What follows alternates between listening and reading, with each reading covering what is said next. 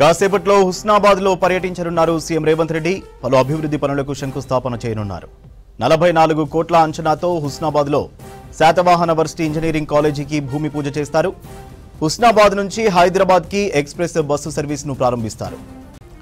సిద్దిపేట జిల్లా హుస్నాబాద్లో సీఎం రేవంత్ పర్యటనతో మహిళలు కార్యకర్తల్లో జోష్ నెలకొంది. సీఎంకు స్పెషల్ వెల్కమ్ చెప్పేందుకు సిద్ధమయ్యారు మహిళలు. హుస్నాబాద్లో సభ స్థలానికి పెద్ద ఎత్తున మహిళలు తరలివస్తున్నారు. పోతారం ఎస్ గ్రామానికి చెందిన మహిళలు ఇందిరమ్మ చీరల్లో డప్పు దరువేస్తూ కోలాటమాడుతూ బతుకమ్మలు బోనాలతో సీఎం బహిరంగ సమావేశానికి బయలుదేరారు.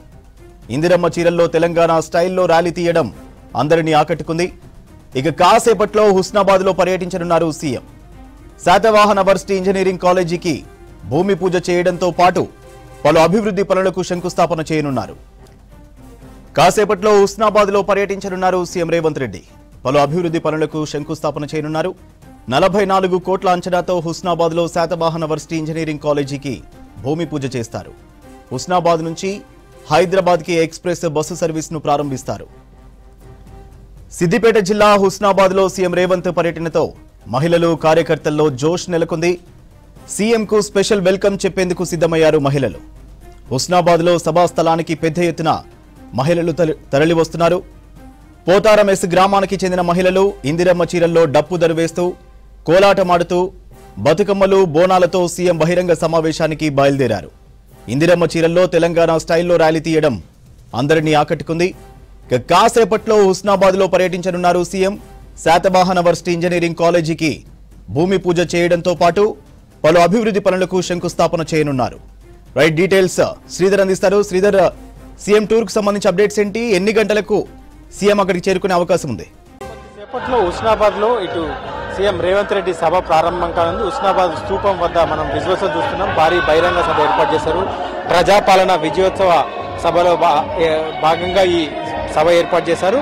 ఈరోజు మధ్యాహ్నం ప్రారంభం కావాల్సి ఉండగా సీఎం రేవంత్ రెడ్డి ఢిల్లీలో పర్యటిస్తున్న నేపథ్యంలో కొంత ఆలస్యమైంది. ఇప్పటికీ మరికొద్ది సేపట్లో సభా ప్రాంగణానికి సీఎం చేరుకున్నారు. హైదరాబాద్ నుంచి హెలికాప్టర్ ద్వారా ఇక్కడ చేరుకొని ఇక్కడ అయితే పలు శంకుస్థాపనలు సభాస్థలి వద్దనే అయితే హుస్నాబాద్ స్తూపం ఉందో స్తూపం సమీపంలో ఏర్పాటు చేసిన భారీ బహిరంగ సభలోనే పలు శంకుస్థాపనలు ప్రారంభోత్సవాలు చేయనున్నారు. హుస్నాబాద్ నియోజకవర్గం కాకుండా మొత్తం సిద్దిపేట జిల్లా నుంచి పూర్తిగా అయితే జనం కావచ్చు, ఇటు ఇందిరమ్మ చీరల ద్వారా చీరల అయితే మహిళా సంఘాలు కావచ్చు, వీరందరూ కూడా పలువురు ర్యాలీగా ఇప్పటికి ఇంకా చేరుకుంటున్నారు.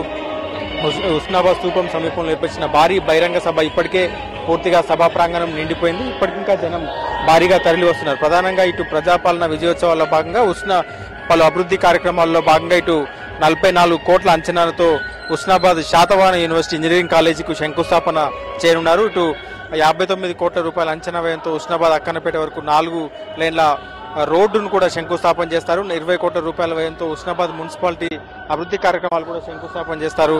సో మొత్తంగా 45 కోట్ల రూపాయల అంచనాతో 80 అడ్వాన్స్డ్ టెక్నాలజీ సెంటర్ కూడా శంకుస్థాపన చేయనున్నారు. సో ఇట్లా పలు అభివృద్ధి కార్యక్రమాలు శంకుస్థాపన చేయనున్నారు. జిల్లా నేతలు కావచ్చు, ఇటు రాష్ట్ర మంత్రులు కావచ్చు, పలువురందరూ కూడా ఇక్కడికి చేరుకుంటున్నారు.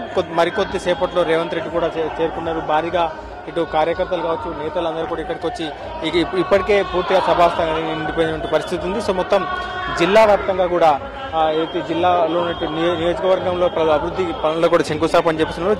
స్థానిక నేతలను అడిగి తెలుసుకున్నాం. చెప్పండి అండి, ఎట్లా ఉంది, ఏమేమి కార్యక్రమాలు? ప్రజాపాలన వచ్చినప్పటి నుండి ఇప్పటి వరకు స్థానిక శాసనసభ్యులు, రాష్ట్ర మంత్రివర్యులు పొన్నం ప్రభాకర్ అన్న ఈ నియోజకవర్గ ప్రజలకు రుణం తీర్చుకున్నానేటువంటి మాట ఎప్పుడైతే ఇచ్చిండో అప్పటి నుండి ఇప్పటి వరకు అలుపెరగని సైనికుడిగా ఒక నిరంతరం శ్రమిస్తూ హైదరాబాద్ ఇన్ఛార్జి మంత్రిగా ఉన్నా కూడా మనసు ఇక్కడ పెట్టుకొని అభివృద్ధి పనులు ఒక ఎక్స్ప్రెస్ లాగా దూసుకుపోయేటువంటి ఒక వ్యక్తిగా తెలంగాణ రాష్ట్రంలోనే మనం చూస్తున్నాం.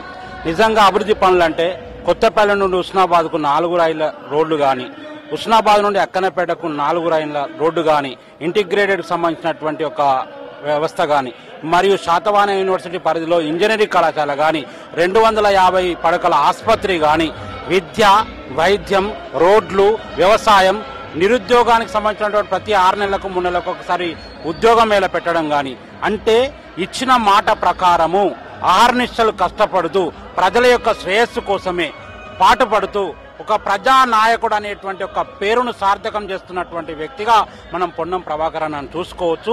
ఉదాహరణకు ఇప్పుడు గౌరవ రాష్ట్ర ముఖ్యమంత్రి గారు కూడా రాష్ట్ర మంత్రివర్గ సహచరులు కూడా రప్పించుకొని ఇక్కడ నియోజకవర్గంలో అభివృద్ధి పనులు శంకుస్థాపన చేసి మరొక 3 సంవత్సరాల్లో అనేకమైనటువంటి అంటే హామీలు అయినటువంటి ఒక అభివృద్ధి పనులు కూడా చేసి చూపెట్టి మళ్ళీ ప్రజలకు పోవాలనేటువంటి ఒక ఆకాంక్ష ఏ వ్యక్తికైతే ఉన్నదో నిజంగా మేము హుస్నాబాద్ ప్రజలము అదృష్టంగా భావిస్తున్నాం. నిజంగా మరీ తప్పనిసరిగా హుస్నాబాద్ నియోజకవర్గ ప్రజల తరఫున ధన్యవాదాలు తెలియజేస్తున్నాం. మేము చెప్పండి, ఏం పేరు ఎక్కడి నుంచి వచ్చినాం? నా పేరు Bolisetti Shivayya, Husnabad single window chairman.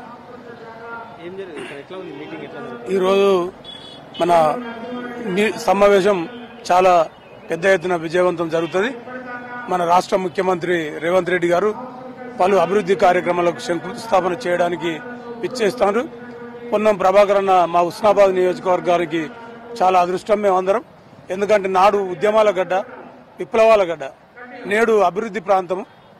ఆలుపెరుగని ప్రతినిత్యం ప్రజల కోసానికి ఆహార్నిశలు కృషి చేయాలి, రైతాంగానికి పంటలు సమృద్ధిగా పండాలనే ఆలోచనతోటి సాగునీరు, తాగునీరు వివిధ రంగాలలో కూడా అభివృద్ధి చేయాలనే ఆలోచనతోటి పొన్నం ప్రభాకర్ అన్న గారు అన్నిత్యం ప్రజల గురించి ఆలోచిస్తూ మరి ఎప్పటికీ హుస్నాబాద్ ప్రాంత శ్రమజీవిగా ప్రజానాయకునిగా కొనసాగుతాడు. మేమేంది కదా అంటే ఎప్పుడూ ఆత్మహత్యలు, ఆకలి చావులు, అప్పుల పాలై ఈ హుస్నాబాద్ దక్కన్ పీఠభూమిగా ఎత్తైన ప్రాంతంలో ఈ రోజు గండిపల్లి తర్వాత గౌరవెల్లి సాగునీరు ద్వారా సస్యశ్యామలవుతుందనే నమ్మకం మాకున్నది. దాని కాలువలకు కూడా పూర్తి సర్వే చేయించి మరి భూసేకరణ చేయించి డబ్బులు కూడా రైతాంగానికి ఇచ్చి కాలువల ద్వారా సాగునీరు ఇవ్వడానికి కృషి చేస్తాడు. తర్వాత ఈ రోజు ముఖ్యమంత్రి గారి చేతుల మీదుగా మరి దూర విద్య ఇవాళ ఇంజనీరింగ్ కళాశాల హుస్నాబాద్ కు ఉన్నదంటే మాకు కరీంనగర్ గాని, వరంగల్ గాని, సిద్దిపేట గాని, జనగాం గాని ఎటు 40 కిలోమీటర్ల దూరం పోయి చదువుకోకుండా ఇవాళ హుస్నాబాద్ లోనే పేద విద్యార్థులకు అందుబాటులో విద్యను అందించి తర్వాత అందుబాటులో వైద్యాన్ని అందించి ఒక పీజీ కళాశాలను కూడా వైద్య కళాశాలను కూడా తీసుకువచ్చి 250 బెడ్స్ తోటి మరి నిర్మాణం ఒక 89 కోట్లతోటి హాస్పిటల్ నిధులు మంజూరు చేయించి మరి సంబంధిత శాఖ మంత్రుల గారి చేత ప్రారంభం చేయడం జరిగింది. తర్వాత నేడు హుస్నాబాద్ కొత్తపల్లి, హుస్నాబాద్ అక్కన్నపేట 4 లైన్ల రహదారిని కూడా ప్రజలకు రహదారుల సౌకర్యం కోసం, వ్యాపారం వాణిజ్యం కోసానికి కూడా ఇవాళ మెరుగైన అభివృద్ధిని తీసుకురావడానికి వారి శాయశక్తిలా కృషి చేస్తారు.